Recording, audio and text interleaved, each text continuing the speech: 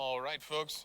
We continue our tour of the team that gives you the studio tools. Whoa, let me trip over this bench right here. Sorry about that. Coming up next is the man who's ahead of the entire studio operation and keeps the developers working. He's Michael, Dreaming Mind Krizanovsky. Welcome to the stage.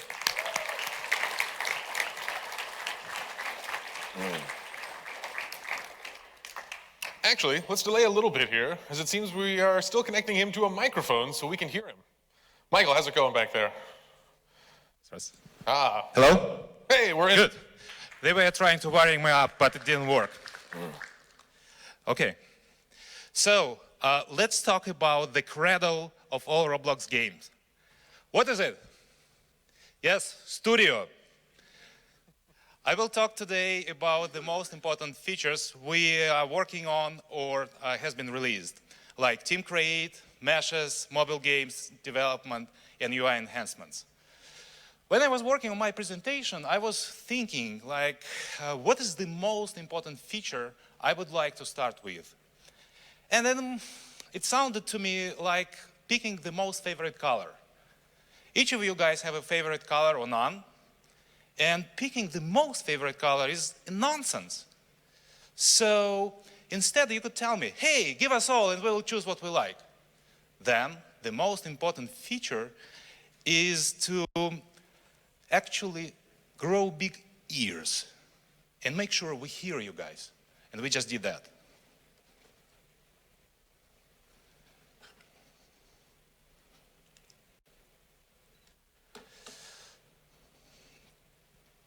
Some of you guys are quite active on the dev forum. Those who are not, you are welcome to join, because besides usual social communication, you can also share your ideas and concerns. There are sticky posts in bug reports and feature request categories detailing the rules. But here I will explain the general plan of actions. Let's start with the bugs, because they are easier. The only thing you have to do is post problem description and reproduction steps in bug report category. We review these reports weekly, prioritize them according to the impact, and add to our development pipeline. On average, we fix about 30 bugs a month. With features, life is a bit more complicated. Anyway, you post in feature request category. We review these requests weekly, run a quick sanity check, but we don't make any decisions. Instead, we want you guys to speak out. You can do this by voting on Trello board.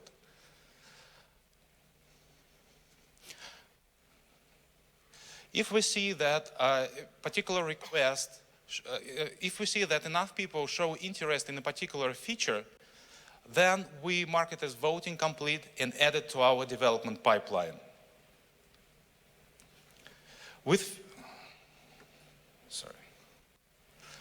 Once again, there are sticky posts in both categories explaining the process and providing the links for voting.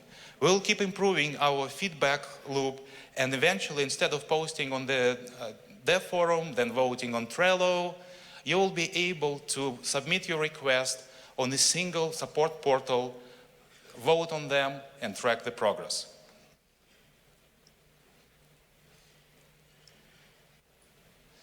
So over the last half a year, we actually fixed about 70 bugs and delivered about 10 enhancements. You see the most interesting in the slide.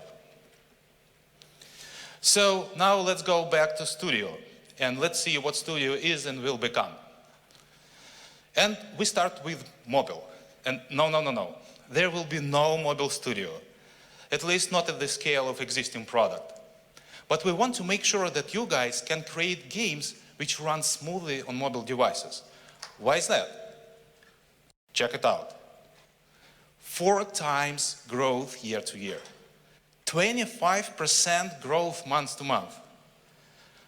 Column at the left is mobile user base we had in January, and at the right what we have now. Pretty impressive, huh? Let's see what will happen if we continue growing at the same rate. Look at this. The projected mobile user base in December dwarfs what we had in January. This is why mobile compatibility is crucially important for overall success of your games. And Studio is going to support you in these efforts. First of all, we are going to fix outstanding bugs in device emulation. If you don't know where device emulation is, look in the Test tab. Then we will complete this project. Studio emulation will be close enough to what you see on real mobile device. And Performance Analyzer will get a new look. You will see crucial parameters there like RAM and polygon count. And we are also thinking of simulating CPU speed. I'm sure that with these updates, you will be able to create wonders on mobile. Speaking of wonders, I know that some of you guys are better at visual marvels, some are great at coding magic, and some are sound virtuosos. Bringing all talents together and making a strong team is important for creating exceptional games. Team Create provides this opportunity. For those who haven't tried it, I will list the most important features. If you turn on Team Create for your place, you will be able to invite people from entire Roblox community to work on your place with you simultaneously. This means that you will be able to work on the place, see the updates, chat, and play test together. This feature is live for already several months. So at Roblox, we would like to make sure that you guys can create games in teams with tight collaboration and online. Down the road, Team Create will be down the road, Team Create will be on by default for all places. For instance, if you guys have group-owned games, then Team Create will be on and you will be able to start developing them right away. Actually, it is a known fact that in any product-making business, the efficiency, the quality, and the on-time delivery are results of the established process. In car industry, it is the conveyor. In software development, and specifically game development, it is the pipeline. Develop, test, release. When you start working on a new game or an update of existing games, you obviously don't want your players to see what you are working on until the results are ready. This is the develop phase. And once you complete it, your QA people can start testing. So you move to the test phase. At the same time, you may need to continue development working on the next version. And of course, you don't want your players to see anything or be affected by any bugs you introduce.